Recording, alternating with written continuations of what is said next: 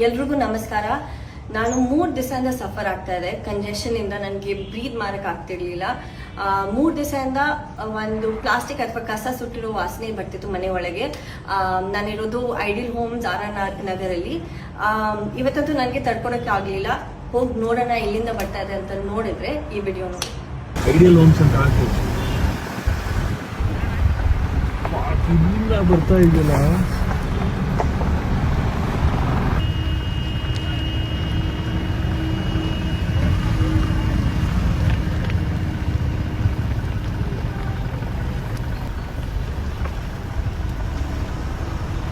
It's all garbage.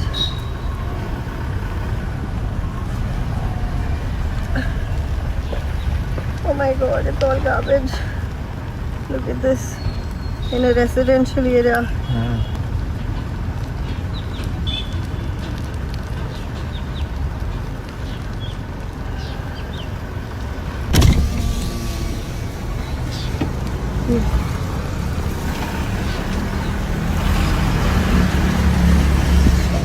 Just died.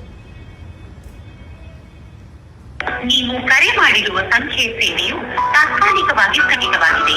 ದಯವಿಟ್ಟು ನಂತರ